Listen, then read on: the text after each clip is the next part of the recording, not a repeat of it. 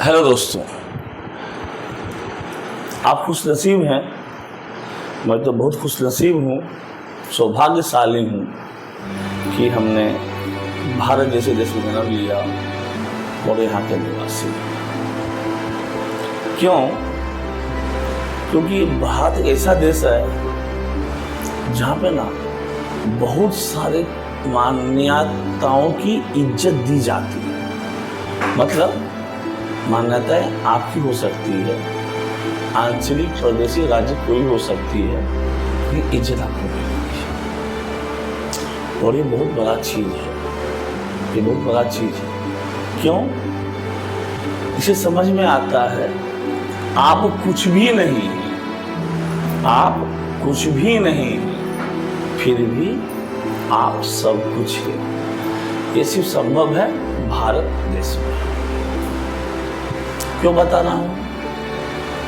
भारत एक बहुभाषिक, बहुधार्मिक, बहुजातिक, बहुकारणिक, बहुत शोषित, अनोषित, पता नहीं क्या कुपोषित देशों में से एक है।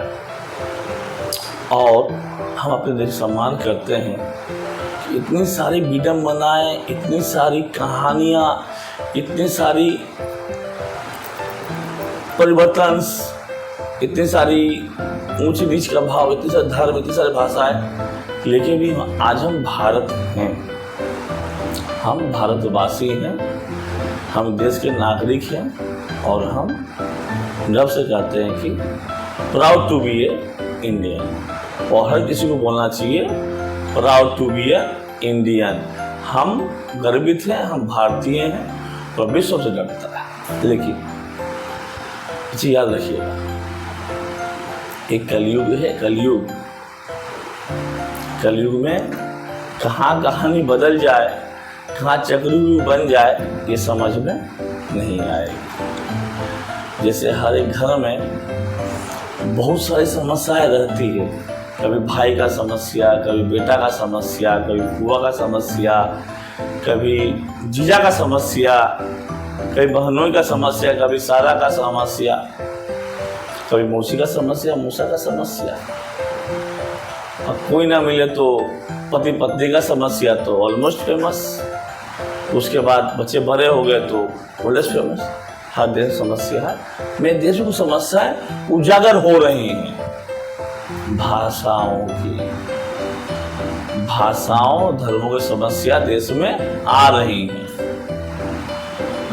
और भाषा और धर्म समस्या ये समस्या नहीं है, आपकी मानसिकता है। ये भाषा और धर्म की समस्या नहीं है, आपकी मानसिकता है। उनकी उत्तेजना है, आपकी मानसिकता है। उनका हवन है, उनका हवन कुंड है और आप हवन सामग्री हैं। उनका जलेगा, यक्ष पूरा होगा, आप जल जाएंगे। स्वाहा स्वाहा स्वाहा। कैसे कि तो आप जाने, कहाँ पे अटकेंगे, कहाँ पे सटकेंगे, आपकी जिम्मेदारी है। कभी होगा, चलो आज तो अनुष्ठान है, धर्म के नाम पे स्वाहा, जात के नाम पे स्वाहा, पढ़ाई के नाम पे स्वाहा, भाषा के नाम पे भी स्वाहा हो सकते हैं। तो अभी हम लोग बात करें कुछ चीज़ों को जो देश की अभी मेन मुद्दाएं चल रही हैं। धर्म, भाषा, मंदिर, मस्जिद, पता नहीं, इतना बड़ा देश, इतने सारे धर्म, इतने सारे लोग, कई सारी चीज़ें चलती रहती हैं। लेकिन उसमें एक चीज़ ध्यान रखना चाहिए, जब किसी गाँव में, किसी घर में आग लगता है ना, पूरा गांव जलता है। क्योंकि आपको पता नहीं होता है, आग भाषा नहीं जानती, आग धर्म नहीं जानती, आग जज्बात नहीं जानती, आग को पार्टियों को नहीं जानती। जब गांव में आग लगता है तो घर नहीं जलता है, गांव में गांव जलता है। जब गांव में गांव जलता है तो परिवार नहीं, समाज जलता है और हमें उससे बचना चाहिए। तो अभी हमारे देश में एक नया चूंकि मंदिर बन चुका है और बाकी लोग थोड़ा दिक्कत में आ गए हैं, तो मंदिर के बाद क्या होना चाहिए? मंदिर के बाद जाति पली हो गई थी, मंडल कमीशन हो गई थी, आरक्षण हो गया था, धर्म भी हो गया। अब नया आया है, नया एजेंडा भाषा। हमारे देश के अगले सारे राजनीतिक अनुष्ठानों का जो परिसीमा तैयार की जा रही है, जो बोलते पेरीमीटर तैयार की जा रही है, जो भूकंप का जो पॉइंट होता है, जब याद नहीं आ रहा क्या बोलते हैं, भूल गए, बहुत साल पहले पढ़े थे, ईपी सेंटर बनाया जा रहा है भाषा को। ईपी सेंटर से बनाया जा रहा है भाषा को, और ईपी सेंटर पे क्या होगा? भूकंप। क्या होगा?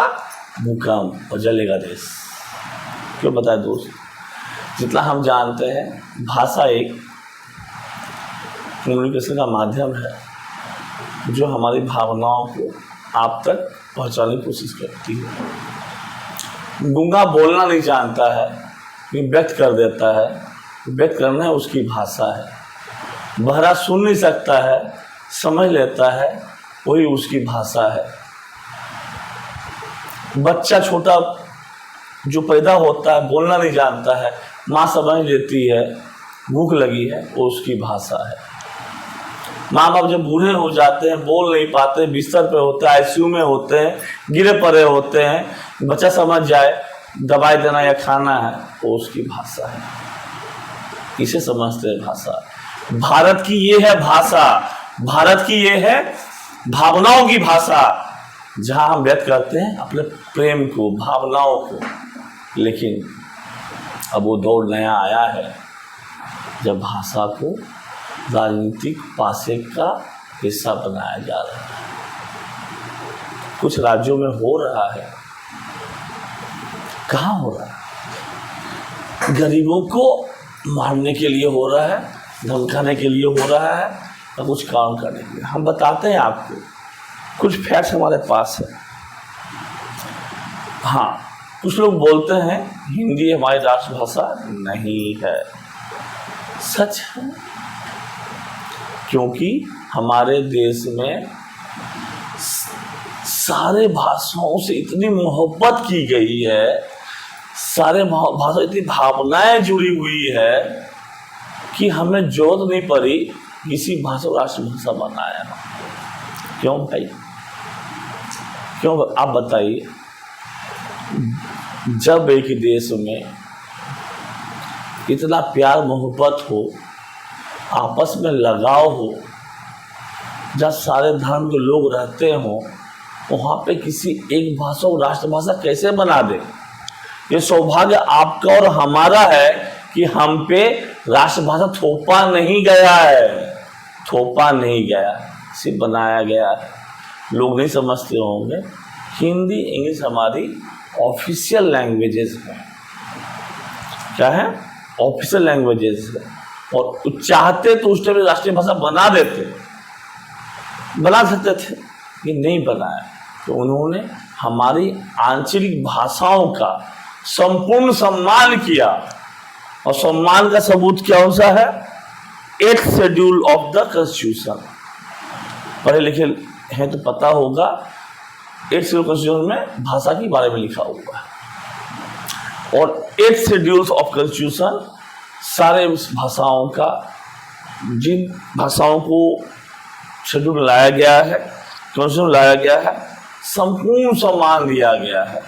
चाहे भाषा वो बंगला हो, हिंदी हो, मैथिली हो, मराठी हो, बंगाली हो।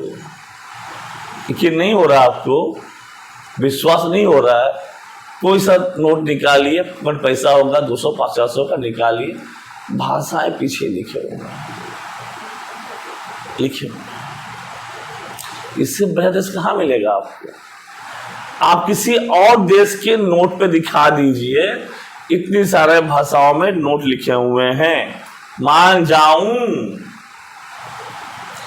इतनी इज्जत जब नहीं होती आपको, बड़े भाग्यशाली है आप, जी भी रहे हैं और बचे हुए। आप बड़े भाग्यशाली हैं